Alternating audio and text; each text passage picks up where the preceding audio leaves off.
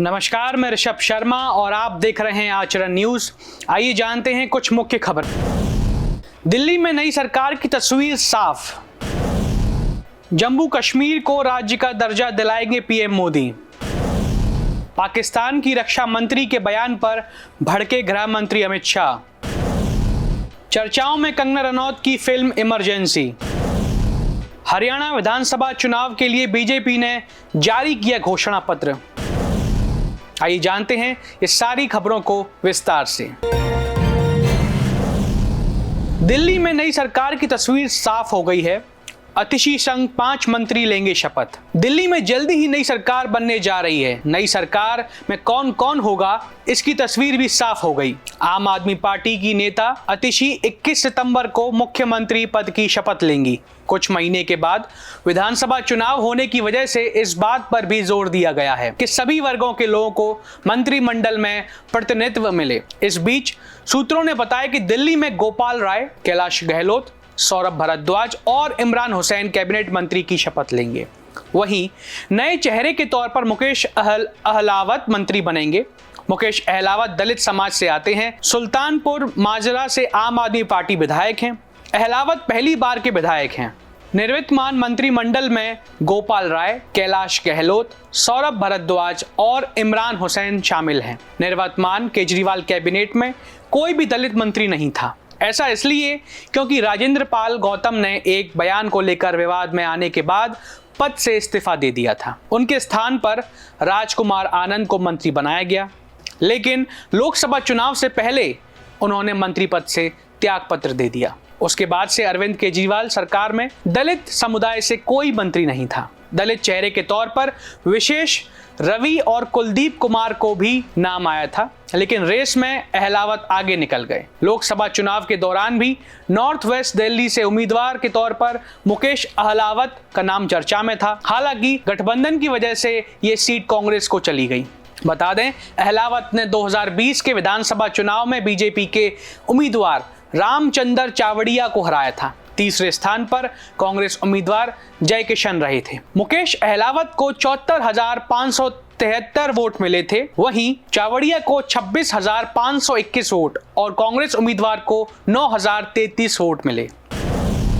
जम्मू कश्मीर को राज्य का दर्जा दिलाएंगे प्रधानमंत्री मोदी। फर्स्ट फेज की वोटिंग में रचा गया इतिहास। प्रधानमंत्री नरेंद्र मोदी ने श्रीनगर के शेर कश्मीर स्टेडियम में कहा कि भाजपा जम्मू कश्मीर को दोबारा राज्य का दर्जा दिलाने के लिए प्रतिबद्ध है और उन्होंने जनता से अपील की कि 25 सितंबर को मतदान के नए रिकॉर्ड स्थापित करें। मोदी ने नेशनल कॉन्फ्रेंस, पीडीपी और कांग्रेस पर आरोप लगाया कि इन तीनों दलों ने अपनी राजनीतिक हितों के लिए घाटी में नफरत का माहौल बनाया है, जिसके कारण यहां के युवाओं को विकास के अवसर नहीं मिल पाए।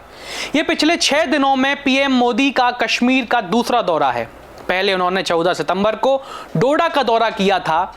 पहले चरण की रिकॉर्ड वोटिंग पर उन्होंने कहा कि चुनाव में अभूतपूर्व वोटिंग हुई है, जो इस बात का संकेत है कि आतंकवाद का प्रभाव कम हुआ है। जम्मू कश्मीर के लोग भारत के लोकतंत्र को मजबूत करने के लिए सक्रिय रूप से सामने आ रहे हैं। नेशनल कॉन्फ्रेंस, कांग्रेस और पीडीपी पर मोदी ने कहा कि ये दल दिल्ली से लेकर जम्मू कश्मीर तक परेशान है और इनका एकमात्र उद्देश्य कुर्सी पर काबिज होना, जनता को लूटना है। इनका राजनीतिक एजेंडा जनता को उनके अधिकारों से वंचित रखना रहा है।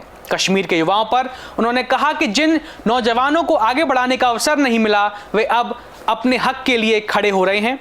कई युवाओं ने पढ़ाई में सालों बर्बाद किए हैं, जो कांग्रेस, नेशनल कॉन्फ्रेंस और पीडीपी की विफलता का परिणाम है। घाटी में पत्थरबाजी होने पर मोदी ने आरोप लगाया कि इन तीनों दलों ने नफरत फैलाने का काम किया और युवाओं को पत्थर थमाकर अपने स्वार्थों को साधा।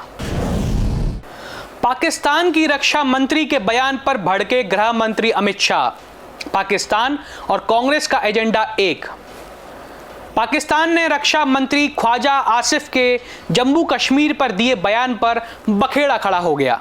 दरअसल आसिफ ने कहा था कि वे कांग्रेस और नेशनल कॉन्फ्रेंस गठबंधन की तरह जम्मू कश्मीर में आर्टिकल 370 की बहाली चाहते हैं। ख्वाजा के इस बयान पर जम्मू कश्मीर के बीजेपी प्रभारी और पार्टी के राष्ट्रीय महासचिव तरुण चुंग ने कहा, पाकिस्तान के रक्षा मंत्री के बयान से यह स्पष्ट हो गया है कि राहुल गांधी और फारूक अब्दुल्ला पाकिस्तान की भाषा बोलते हैं। वे पाकिस्तान के इशारों पर नाच रहे हैं।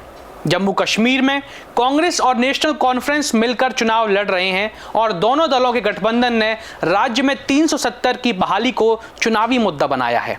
इधर गृह मंत्री अमित शाह ने सोशल मीडिया एक्स पर लिखा, पाकिस्तान के रक्षा मंत्री का आर्टिकल 370 और 35A पर कांग्रेस और नेशनल कॉन्फ्रेंस के समर्थन की बात ने एक बार फिर कांग्रेस को एक्सपोज कर दिया। इस बयान ने पुनः यह स्पष्ट कर दिया है कि कांग्रेस और पाकिस्तान के इरादे भी एक हैं और एजेंडा भी। पिछले कुछ वर्षों से राहुल गांधी देशवासियों की भावनाओं को आहत करते हुए हर एक भारत विरोधी ताकतों के साथ खड़े रहे हैं। शाह ने आगे लिखा, एयर स्ट्राइक व सर्जिकल स्ट्राइक के सबूत मांगने की बात हो या भारतीय सेना के बारे में आपत्तिजनक बातें करना हो, राहुल गांधी की कांग्रेस पार्टी और पाकिस्तान के सुर हमेशा एक रहे हैं और कांग्रेस का हाथ हमेशा देश विरोधी शक्तियों के साथ रहा है। लेकिन कांग्रेस पार्टी और पाकिस्तान यह भूल जाते हैं कि केंद्र में मोदी सरकार है, इसलिए कश्मीर में ना तो आर्टिकल 370 वापस आने वाला है और ना ही आतंकवाद। चर्चाओं में कंगना रनौत की फिल्म इमरजेंसी। बॉम्बे हाईकोर्ट ने कहा 25 सितंबर तक फैसला सेंसर बोर्ड करेगा। कंगना रनौत की फिल्म इमरजेंसी को प्रमाण पत्र जारी करने में देरी पर नाराजगी व्यक्त करते हुए बॉम्बे हाईकोर्ट ने केंद्रीय फिल्म प्रमाण पत्र बोर्ड CBAFC को 25 सितंबर तक फैसला लेने और इसे सूचित करने का निर्देश दिया। कोर्ट ने सेंसर बोर्ड से कहा कि आप साहस से फैसला लीजिए कि फिल्म रिलीज होनी चाहिए या नहीं होनी चाहिए। जस्टिस PB कोलाबाबला और जस्टिस फिरदौश P पूनावाला की बेंच CBAFC के खिलाफ जी एंटरटेनमेंट एंटरप्राइजेज लिमिटेड की याचिका पर सुनवाई कर रही थी, जिसमें कथित तौर पर अवैध रूप से और मनमाने ढंग से कंगना रनौत की फिल्म के लिए दिए गए प्रमाण पत्र को रोक दिया गया था। हालांकि फिल्म को लेकर सिख संगठनों और अकाल तख्त साहिब ने सिखों का गलत चित्रण किए जाने पर कड़ी आपत्ति जताई।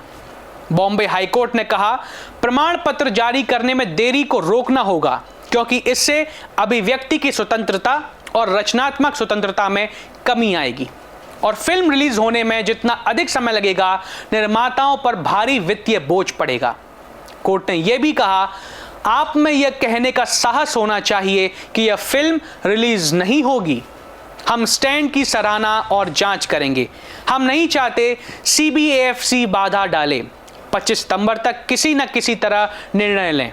4 सितंबर को हाईकोर्ट ने कहा कि वह इमरजेंसी के खिलाफ सिख समूहों की याचिका पर मध्य प्रदेश हाईकोर्ट के आदेश के कारण फिल्म को दिए गए प्रमाण पत्र को जारी करने के लिए CBAFC को निर्देश देने में असमर्थ हैं। हालांकि इसने बोर्ड की आपत्तियों पर विचार करने और 18 सितंबर या उससे पहले निर्णय लेने के लिए कहा था। CBAFC का प्रतिनिधित्व कर रहे अधिवक्ता अभिनव चंद्रचूड़ ने कहा कि निर्णय उनके द्वारा नहीं लिया गया क्योंकि मामला बोर्ड की रिवीजन कमेटी को भेजा गया है। चंद्रचूड़ ने कहा कि फिल्म के कुछ दृश्यों में एक व्यक्ति जो विशिष्ट धार्मिक संप्रदाय का ध्रुवीकरण करने वाला व्यक्ति है, उसे राजनीतिक दलों के साथ सौदा करते हुए दिखाया गया है और CBAFC का रिवीजन कमेटी को इसकी तथ्यात्मक सटीकता का पता लगाना है। जस्टिस BP कोलाबाबला की अगुवाई वाली बेंच ने मौखिक टिप्पणी करते हुए कहा, यह कोई डॉक्यूमेंट्री नहीं है। क्या CBAFC को लगता है कि देश में जनता इतनी भोली और मूर्ख है कि वे जो कुछ भी देखते हैं उस पर विश्वास कर लेते हैं? फिर रचनात्मक स्वतंत्रता का क्या होगा? इस देश में 300 मिलियन से अधिक इंटरनेट उपयोगकर्ता हैं। हरियाणा विधानसभा चुनाव के लिए बीजेपी ने जारी किया घोषणा पत्र। महिलाओं को लाड़ो बहन योजना और युवाओं को नौकरी का किया वादा। 19 सितंबर को JP नड्डा ने हरियाणा चुनाव के लिए बीजेपी का संकल्प पत्र जारी किया है, जिसमें पार्टी ने 20 महत्वपूर्ण वादे किए हैं।